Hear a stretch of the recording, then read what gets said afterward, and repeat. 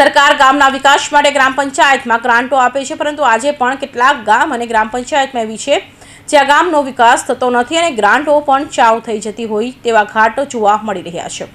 વાત છે એક એવા ગામની જે આજે પણ પાયાની સુવિધાઓ જે માત્ર કાગળ તેમજ શોભાના ગઠિયા સમાન છે। ભિલોડા તાલુકાના અંતરિયાળ અને બોર્ડર વિસ્તારમાં આવેલા બોરનાળા ગામ જે રાજસ્થાન બોર્ડર પર આવેલા ગામ જેથી ગામ બોર્ડર વિલેજ વિસ્તાર તરીકે ઓળખાય છે।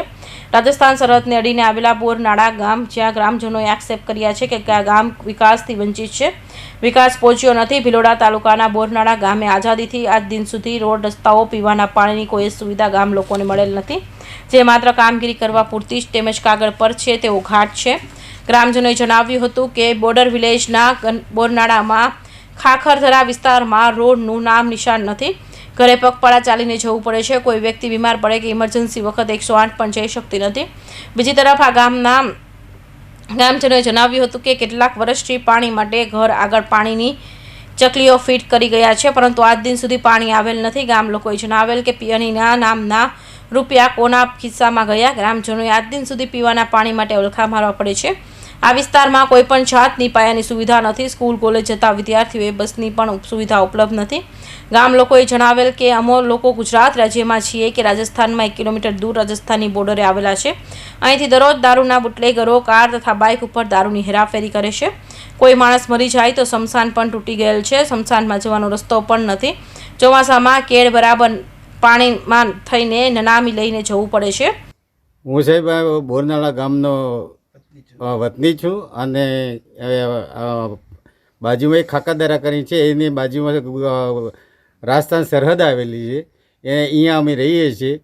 તો અમારા ગામની અંદર એવા ઘણા એવા પ્રશ્નો છે કે જેથી કરીને અમે બહુ પરેશાન છીએ।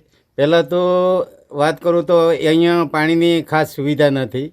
અહીંયા સરકાર પંચાયત તરફથી જે કંઈ સુવિધા આપવામાં આવી હતી એમાં ટાંકો એ નથી, અત્યારે બગડી ગયો છે, એનો બેજ તૂટી ગયો છે અને જે નળની વ્યવસ્થા કરી છે અહીંયા એક ટીપું આપ્યું નથી પાણી।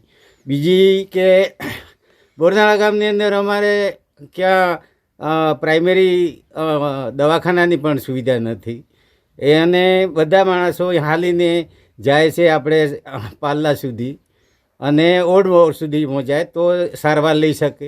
આવવા જવાના રસ્તો તો બોરનાળા બસ સ્ટેશન સુધી થોડુંક સારો છે, બાકી તો બધા ખરાબ જ રસ્તા છે અને બને ત્યાં સુધી બધા પગપાળે જ માણસો અહીંથી જાય છે। અને ત્રીજા નંબરની અંદર વાત કરું તો સ્મશાનની એક મેઇન પ્રશ્ન થઈ ગયો છે।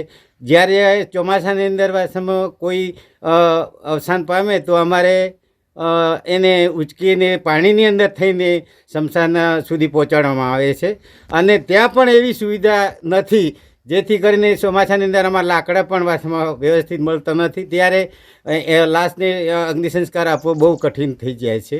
તો સ્મશાન એકદમ રફે દફે થઈ ગયેલું છે અને અમારા અહીંયા ઘણા છોકરાઓ બહાર ભણવા જાય છે, એ લોકોને કંઈક નેટવર્ક કંઈક જોઈતું હોય તો મોબાઈલ નેટવર્કો બિલકુલ નથી, BSNL નથી, જીઓ નથી કે વોડાફોનનું એક કે સરખી રીતે નેટવર્ક મળતું નથી, એટલે છોકરાઓ બધા પરેશાન છે। એટલે આ બધા પ્રોબ્લેમ અમારા છે।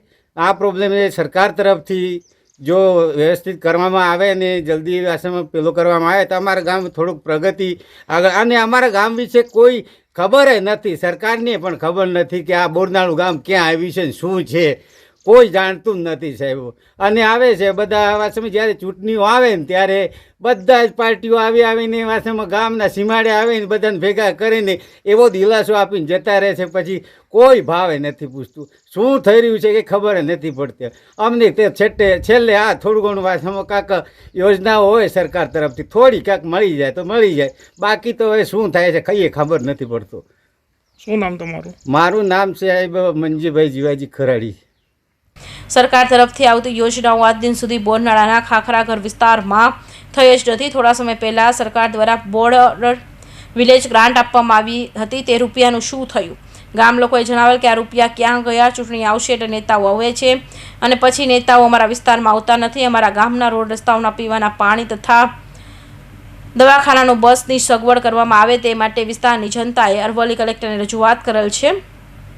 સરકાર દ્વારા એક બાજુ વિકાસની વાતો કરવામાં આવે છે, પરંતુ આ બોર્ડર વિલેજ વિસ્તારમાં પાયાની કોઈ પણ સુવિધા ઉપલબ્ધ નથી જેવા ગ્રામજનોએ આક્ષેપ કર્યા હતા અને જણાવ્યું હતું કે સરકાર દ્વારા વિસ્તારની જનતાને સુખ સુવિધા પૂરી પાડવામાં આવે તેવી માંગ છે. જીતેન્દ્ર પટેલ,